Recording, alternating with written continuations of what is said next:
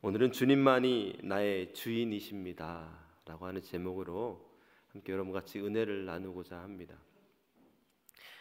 영국의 빅토리아 여왕의 일화입니다. 그녀는 이따금 가난한 백성들의 집을 예고 없이 방문해서 같이 함께 음식을 나누고 대화를 하곤 하였는데요. 하루는 어느 독실한 그리스도인 과부의 집에 들어가게 되었습니다. 그래서 그녀와 함께 음식을 먹고 또 많은 대화를 나누었습니다. 대화하면서 이 과부의 신앙이 너무 깊고 아름답다라는 것을 여왕은 느끼게 되었습니다. 그래서 여왕은 이런 질문을 했습니다. 당신의 집을 방문했던 이들 중에 가장 명예로운 손님은 누구였습니까? 과부는 지체하지 않고 바로 여왕이십니다 라고 대답을 했습니다. 이 여왕은 과부가 신앙이 깊었기에 예수님이다 라고 하는 그런 대답을 기대했는데요, 조금 실망스러웠습니다. 그래서 다시 물었어요. 혹시 당신 집을 방문했던 가장 명예로운 손님은 예수 그리스도가 아닐까요? 그래서 과부는 이렇게 대답을 했습니다. 아닙니다. 예수 그리스도는 결코 제게 손님이 아니십니다. 그분은 항상 저와 함께 여기에 살고 계시는 이 집의 주인이십니다. 참으로 이 과부의 대답은 영국 빅토리아 여왕에게 귀한 깨달음을 주는 대답이었으리라 믿습니다. 그렇다면 여러분에게도 묻고 싶습니다. 여러분, 예수님께서 여러분의 삶의 손님이십니까? 주인이십니까? 네, 아멘. 감사합니다. 예수 그리스도가 내 삶의 주인 된다라고 하는 것은요, 예수님이 나의 삶의 주체가 되어서 내 모든 삶의 이유가 되고 목적이 되는 것을 말합니다. 반면에 내 삶에 예수님이 손님이라는 것은 내가 내 삶의 주인이어서 내가 필요할 때만 예수님을 부르는 것을 말하는 것이죠. 이 시간 바라기는 이 다리우스 왕과 다니엘의 이야기를 살펴보면서 주님이 내 삶의 주인 되는 삶과 또 내가 내 삶의 주인 되는 삶의 차이가 무엇인지 함께 또 깨닫게 되는 그런 귀한 시간이 되시기를 주님의 이름으로 축복합니다. 지난주에는요, 이 마지막 바벨론의 마지막 왕이었죠, 이 벨사살의 멸망에 대해서 살펴보았습니다. 벨사살 왕은 메대와 페르시아의 연합군에 의해서 정복을 당하였습니다. 페르시아의 고레스 왕은요, 전쟁을 아주 잘하는 왕이었죠. 그래서 바벨론을 정복하게 되었고, 이 정복한 후에 이 메대의 다리우스 왕에게 통치권을 양도하게 됩니다. 그리고 자신의 영토를 더 넓히기 위해서 계속 전쟁을 하러 다니게 되었습니다. 그렇다면 여러분, 이 다리우스 왕은 어떤 왕이었을까요? 다리우스 왕은요, 매우 뛰어난 행정가였습니다. 그는 나라를 120개의 지방으로 나누어서 관리하였고, 또 3명의 총리를 두어서 한 명당 40개의 그 지방을 관리하도록 하였습니다. 지방 장관들의 중요한 임무는 세금을 거둬서 왕에게 바치는 거였습니다. 세금을 거두다 보니까 이 지방 장관들에게는 이 부패한 그런 사람들이 많이 있었습니다. 그래서 3명의 총리를 세워서 그 지방을 잘 관리하여서 왕에게 손해가 없도록 그렇게 한 것입니다. 그 3명의 총리 중에 한 명이 바로 이 다니엘이었습니다. 다니엘은요, 80세가 훌쩍 넘은 나이였습니다. 그럼에도 바벨론의 느부갓네살 밑에서 그렇게 일했던 자였었죠. 그러니까 멸망하기 전에 바벨론 느부갓네살 왕에서 일했던 자였음에도 그가 청명했고 또 총명했기 때문에 다리우스 왕이 그를 다시 임용해서 그렇게 관리직으로 사용하게 되었습니다. 이렇게 멸망했던 나라의 관리직에 있던 사람을 다시 그 나라의 왕의 관리직으로 쓴다라는 것은요, 참 쉽지 않은 일입니다. 그런데 다니엘은 참 능력이 있는 사람이었고, 또 하나님께서 은혜를 주셔서 그렇게 총리직으로 그 나라의 일을 감당할 수가 있었습니다. 성경에 보면 다니엘은 영성과 지성이 다른 총리들보다 뛰어났다라고 그렇게 말씀하고 있습니다. 그러다 보니 세 명의 총리 가운데 지방을 가장 안정적으로 그렇게 관리하였고요. 그리고 다리우스 왕에게 신임을 받았습니다. 그래서 총리들 가운데요, 이 세 명 중에 가장 으뜸되는 그런 총리가 되었습니다. 그래서 온 나라를 다스리는 그런 권한을 받게 되었죠. 근데 여러분, 이렇게 두터운 왕에게 두터운 신임을 받게 되다 보면 어떤 것을 살까요? 시기와 질투가 있겠죠. 그래서 이 다른 총리들이 이 다니엘을 시기하고 질투하였습니다. 게다가 이 다니엘은 이 청렴하였고 또 총명하였기 때문에 지방 장관과 총리들이 정해진 월급에 만족해야 했고요. 그리고 나라 돈을 횡령할 수가 없었습니다. 그래서 그들은 다니엘을 어떻게 하면 끌어내릴 수 있을까 그렇게 고민하게 되었습니다. 저는 이런 다니엘을 보면서요, 요한복음 1장에 나오는 빛과 어둠의 비유에 대해서 생각이 났습니다. 예수님께서는 이 어두운 세상에 빛으로 오셨죠. 그런데 어둠에 있던 사람들은 그 빛을 받아들이지 못했습니다. 빛을 없애버리려고 하였습니다. 마찬가지로 하나님의 영이 거하는 흠을 찾을 수 없었던 다니엘의 삶은요, 이 메데와 페르시아 그 이방인들 사이에서 빛이 되는 삶이었습니다. 그러니 자신의 지위를 사용해서 부당한 방법으로 불을 쌓고자 했던 이들에게 다니엘은 얼마나 큰 장애물이었을까요? 그들은 이제 이 큰 장애물인 다니엘을 제거하려고 그의 비리를 캐내기 시작을 합니다.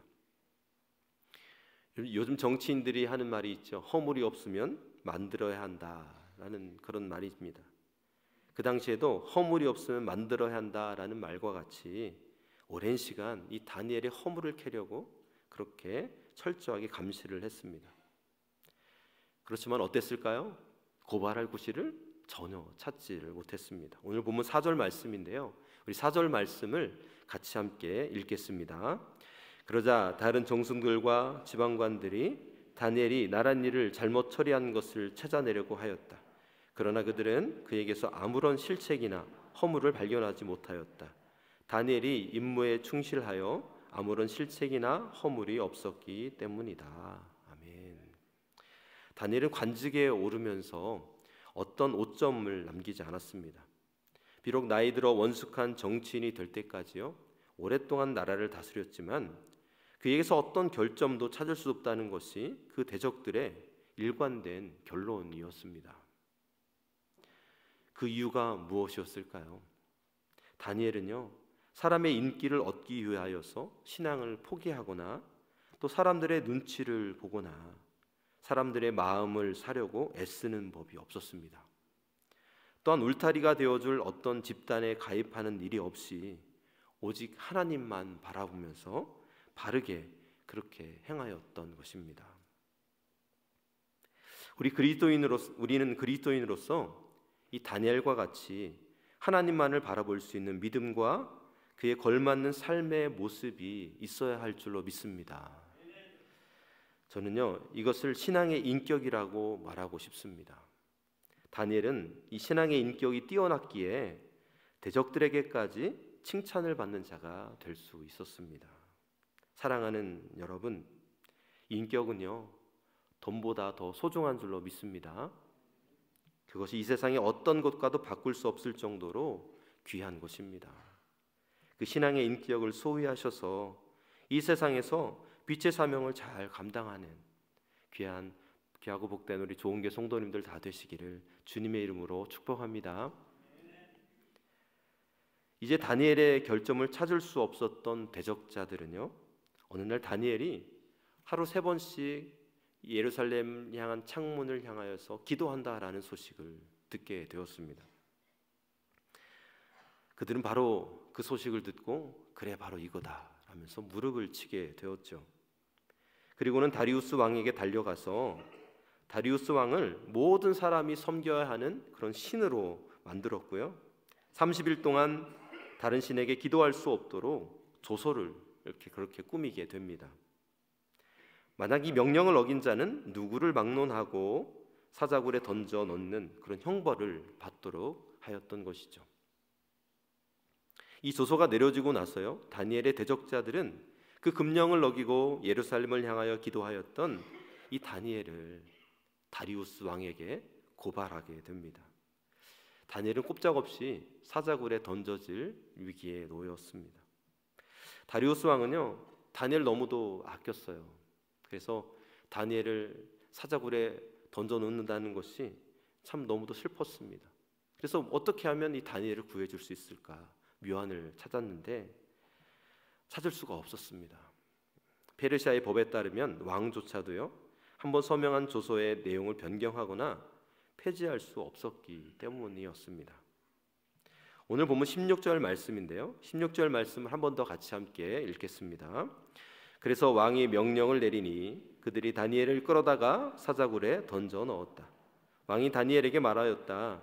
그대가 늘 섬기는 그대의 하나님이 그대를 구하여 주시기를 비오. 아멘. 다리우스 왕은요, 다니엘을 사자굴에 던져 넣으면서 그대가 섬기는 하나님이 사자의 입에서 그대를 구해 주기를 바랍니다 라고 그렇게 말하고 있습니다. 여러분, 이 말이 정말 하나님을 믿어서 했던 말이었을까요? 다리우스 왕이 하나님을 믿어서 했던 말이었을까요? 그렇지 않습니다. 그는 아쉬운 마음에, 안타까운 마음에 그런 마음의 표현을 했던 것입니다. 그는 다니엘을 사자굴에 던져놓고요, 입구를 막고 그리고 왕의 도장으로 봉을 했습니다. 누구도 그를 구하지 못하도록 한 것이죠.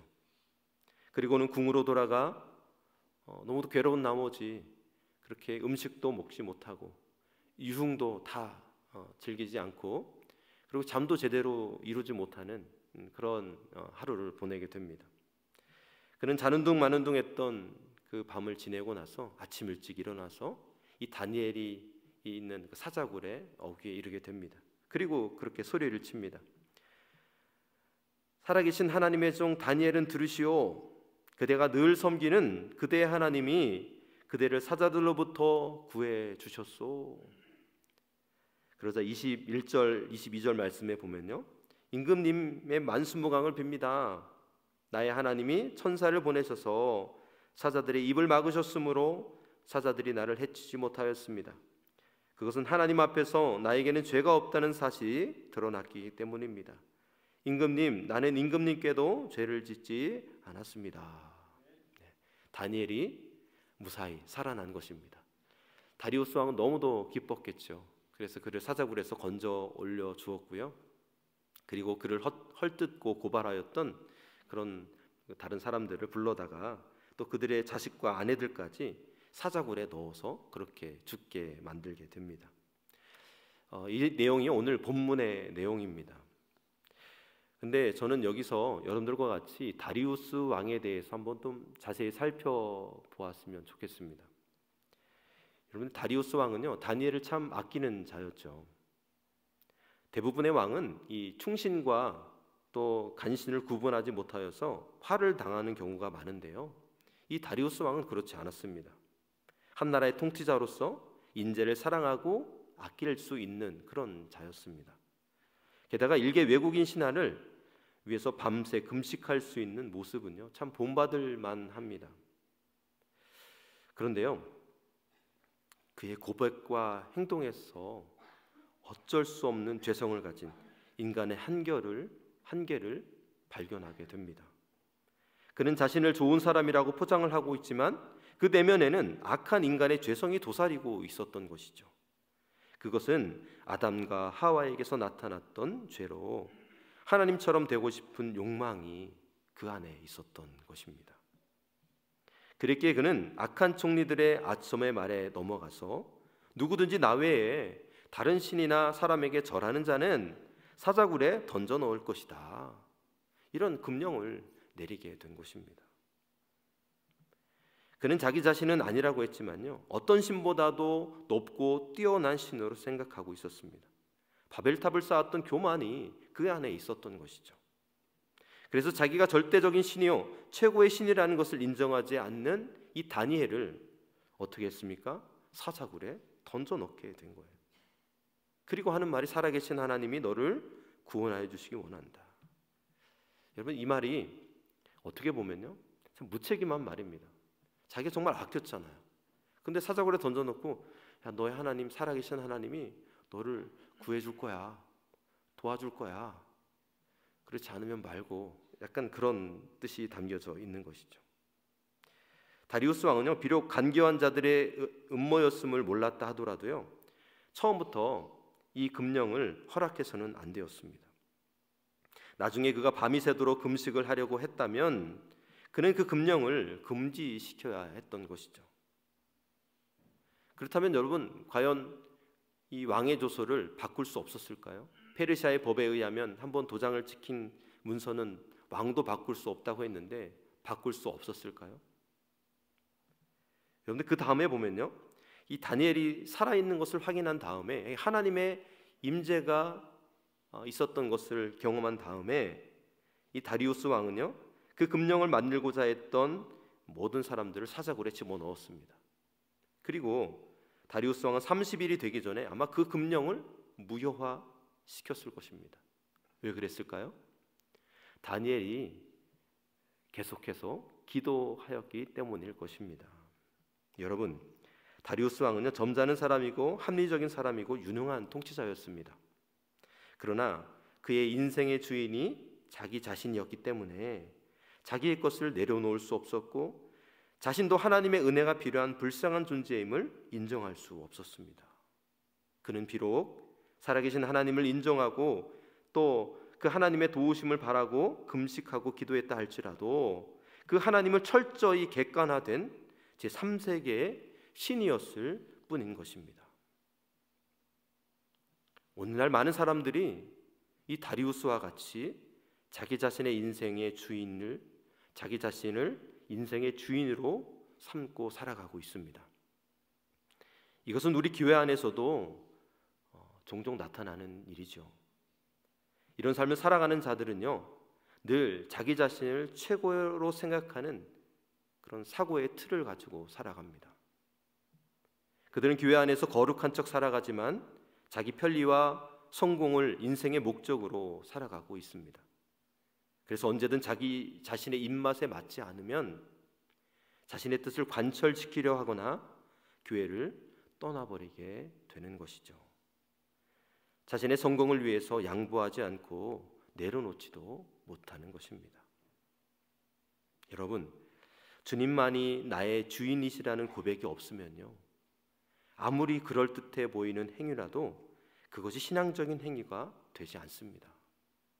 하나님 앞에 분명한 죄악인데 종교적 형식에서는 괜찮은 모습으로 그렇게 보일 수는 있는 것이죠. 그것은 그러나 온전한 신앙적 행위가 아니라는 것입니다.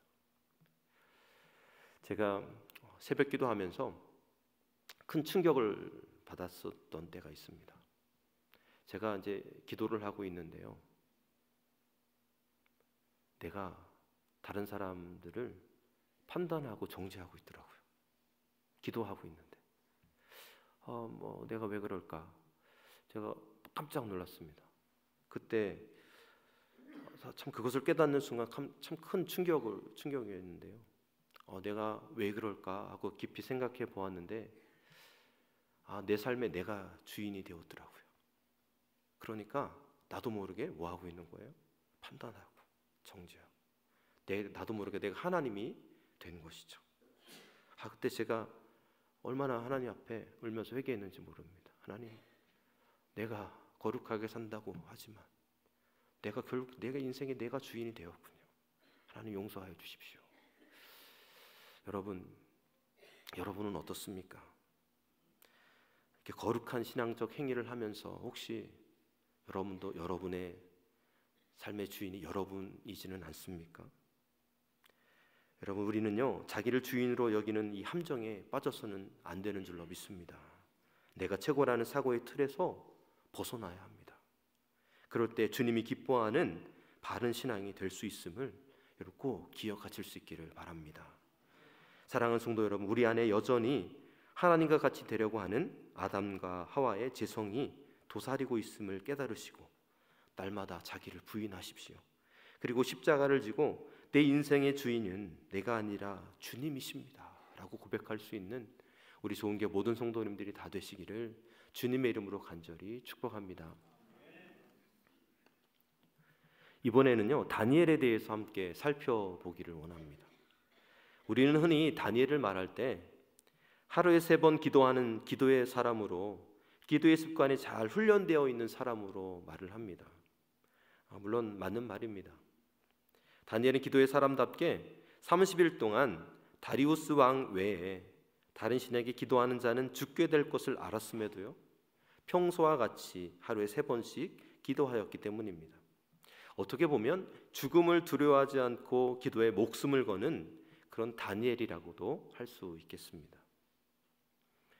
그렇다면 여러분, 오늘 이런 다니엘의 신앙적 행위를 통해서 우리에게 주시는 말씀은 무엇이 있을까요?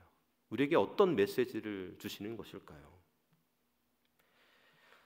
많은 사람들은요, 다니엘이 자신이 죽을지도 모르는 그런 위급한 상황 속에서 하루에 3번 습관을 따라 기도한 것처럼 우리도 언제나 어느 때든지 꾸준히 성실하게 기도해야 한다라고 말을 합니다.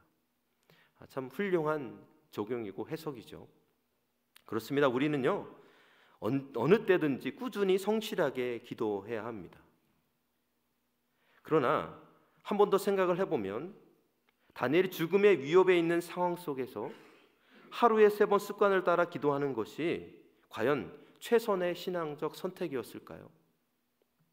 만일 다니엘이 정말로 죽기를 각오하고 기도한 것이라면 차라리 다리우스를 찾아가서 그를 만나고 그에게 정직하게 나는 하나님을 믿는 사람이라 기도하는 자입니다, 여러 사람의 음모를 통해서 내가 이렇게 음모에 시달리고 있습니다, 그에게 그렇게 밝혔다면, 또 그들이 왕을 속이고 있습니다 라고 그들의 왕에게 말했더라면 어땠을까요? 아마도 그것과 다른 상황이 펼쳐지지 않았을까라는 생각이 듭니다. 또 오늘 본문이 우리에게 주는 교훈은요, 다니엘처럼 기도의 시간을 정했으면 타협하지 말아야 한다라고 적용할 수도 있습니다. 그렇죠, 여러분. 그리고 기도의 시간을 정했으면 타협하지 말아야죠. 그 시간을 우리가 정해진 시간에 기도해야 합니다. 그런데 여러분, 우리가 목숨을 걸고 기도의 시간을 타협하지 않는 것은요, 무모한 고집일 수 있다라는 거예요. 만약 밤 9시에 기도하기로 했는데 아이가 갑자기 배가 아프다고 막 뒹굴고 있습니다. 그런데 밤 9시가 기도하기로 되어 있으니까 나는 기도하러 갈 거야. 아이를 병원에 데려다 주지 않고 기도하러 간다면 그걸 건강한 신앙의 모습이라고 할 수 있을까요? 그렇지 않을 것입니다. 또 어떤 분은 말을 합니다. 다니엘이 은밀한 골방에서 기도하라 하신 예수님의 말씀을 몰라서 그랬다고요. 예수님 분명히 은밀한 방에서 기도하라고 했는데 다니엘은 창문을 열어놓고 남들이 다 보도록 기도했다. 그래서 그는 그런 일을 당하게 된 것이다 라고 말하기도 합니다. 그래서 이 다니엘을 변호하는 사람은요, 또 이런 말을 합니다. 여기서 말하는 이 열린 창문은 원어로 보면 창문이 없이 구멍이 뚫린 공간이다. 그래서 다니엘이 일부러 창문을 열어놓고 보란 듯이 기도한 것이 아니다. 그는 은밀하게 기도했다라고 말하기도 합니다. 그러나 여러분, 이런 논쟁은요, 별로 의미가 없습니다. 왜 그럴까요? 다니엘에게는 지금 이 문제가 습관대로 기도해야 하느냐 마느냐 이 문제가 아니었어요. 다니엘의 기도의 내용을 보면 그는 이 습관대로 기도하는 기도의 문제가 아니었음을 깨닫게 됩니다. 그럼 어떤 문제였을까요? 우리 오늘 본문 10절 말씀인데요, 10절 말씀을 같이 함께 읽겠습니다. 다니엘은 왕의 금령 문서에 도장을 찍힌 것을 알고도 자기의 집으로 돌아가서 다락방으로 올라갔다. 그 다락방은 예루살렘 쪽으로 창문이 나 있었다. 그는 늘 하듯이 하루에 3번씩 그의 하나님께 무릎을 꿇고 기도하며 감사를 드렸다. 아멘. 다니엘이 지금 무릎을 꿇고 무슨 기도를 드렸다고 말씀하고 있습니까? 감사의 기도를 드렸대요. 여러분, 다니엘이 무엇이 감사해서 감사의 기도를 드렸을까요? 과연 감사의 기도를 드렸다라고 하는 것은요, 어떤 의미가 있는 것일까요? 바벨론 포로로 잡혀갔던 이스라엘 백성들은요, 성전을 향해 기도하는 모든 백성의 기도를 들러달라는 이 솔로몬의 기도를 기억하고 예루살렘을 향해서 하루에 3번씩 기도했습니다. 하루에 3번 기도하는 것은 율법의 요구도 아니었고 하나님의 명령도 아니었습니다. 그들이 처한 답답한 상황에서 하나님의 백성으로서 회복을 고대하며 드리기 시작한 기도였습니다. 어린 시절에 바벨론의 포로로 잡혀와서 고령의 나이가 된 이 다니엘도요, 하나님의 다스림이 회복되기를 고대하면서 매일 그렇게 하루에 3번씩 기도했던 것입니다. 평소에 다니엘이 했던 기도는 어떤 기도였을까요? 우리가 이제 9장은 읽어보지 않았지만 9장에 보면요, 다니엘의 기도가 어떤 기도였는지 잘 나옵니다. 다니엘은요, 이스라엘을 대신해서 죄를 자복하고 하나님의 용서와 회복을 구하는 기도를 했습니다. 그런데 여러분, 오늘 이 6장에 나온 다니엘의 기도는요, 다니엘이 평소에 했던 기도와 성격이 달랐다라는 것입니다. 다니엘은 감사하며 기도했어요. 그의 기도는 지금까지 했던 기도와는 다른 성격의 기도였다라는 것이죠. 그러니까 지금 다니엘 앞에 놓인 문제는요, 기도의 문제가 아니라 고백의 문제였던 것입니다. 다니엘은 감사하면서 그를 자신의 하나님께 자신의 신앙을 고백하고 있었다라는 것이죠.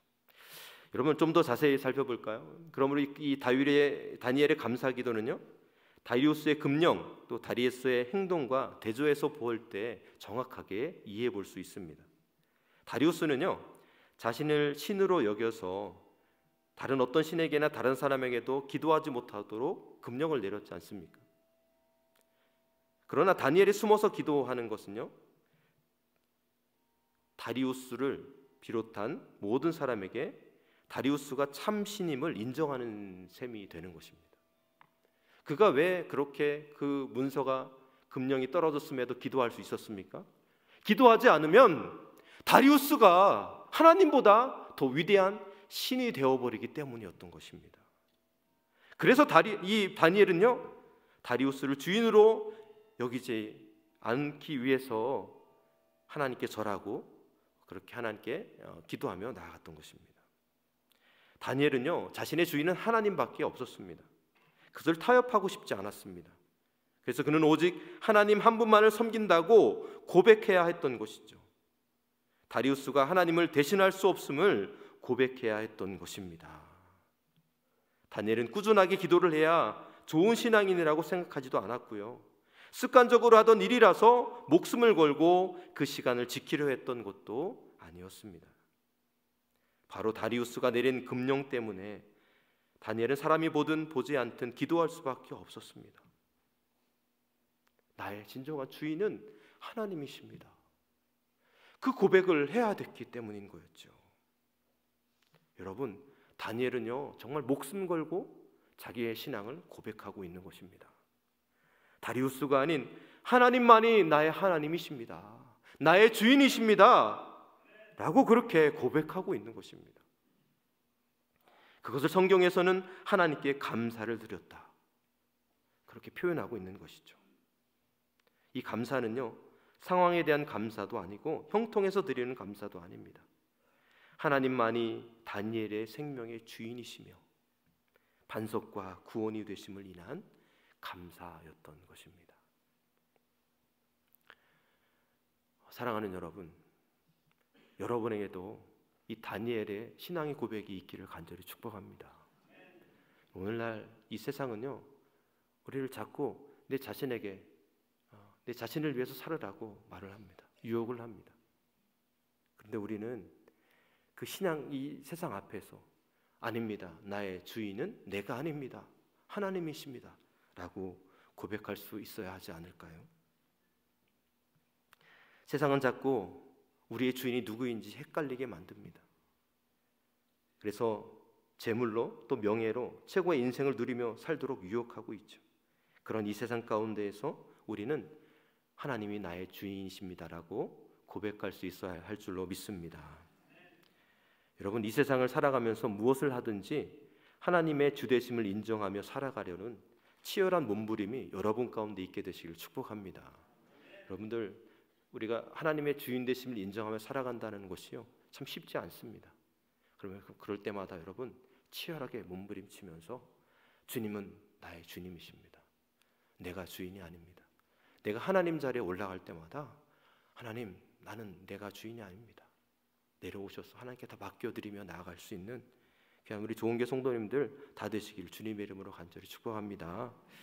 여러분, 오늘 다니엘의 기도가요, 다리우스의 선언과 대조를 이루고 있음을 기억하시기를 바랍니다. 다리우스는 철저히 자신이 인생의 주인이라는 사고의 틀 안에서 살았습니다. 그랬기에 자기 외에 다른 신에게 절하는 자를 사자굴에 던져넣는 조서에 사인을 한 것이죠. 그 엄청난 일을 하면서도 자기가 어떤 일을 하고 있는지 몰랐던 것입니다. 자신이 주인된 삶을 살고 있었기 때문이었습니다. 그러나 다니엘은 달랐습니다. 다리우스가 주인인가 하나님이 주인인가를 결정해야 하는 그 위기 상황에서 다리우스를 주인으로 섬기면 여생이 평안할 것이라는 엄청난 유혹 앞에서 주님만이 나의 주인이십니다 라는 고백의 기도를 드린 것입니다. 다니엘에게 중요한 것은 사자굴에 들어가는가, 들어가도 건짐을 받는가가 아니라 다리우스는 그의 주인이 될 수 없다는 것과 주님만이 나의 주인이 되신다는 것이었기에 그의 위기의 순간에도 기도를 멈출 수 없었던 것입니다. 사랑하는 성도 여러분, 여러분의 삶의 주인은 누구입니까? 여러분이십니까? 아니면 주님이십니까? 이 시간 바라기는 나의 성공과 실패에도, 나의 형통과 환난 가운데서도, 어떠한 경우라서도 하나님은 나의 주인이십니다. 그렇게 고백할 수 있는 여러분이 되셨으면 좋겠습니다. 말씀을 준비하면서 이것이 나의 고백이더라고요. 하나님은 나의 주인이십니다. 하나님 나의 주인이십니다. 그 고백을 주님 앞에 드리게 됩니다. 여러분, 어떤 유혹과 환난 가운데서도, 어떤 형통과 성공에도 주님이 나의 주인 되심을 고백하며 믿음으로 승리할 수 있는 귀한 좋은 교 성도님들 다 되시기를 주님의 이름으로 간절히 축복합니다.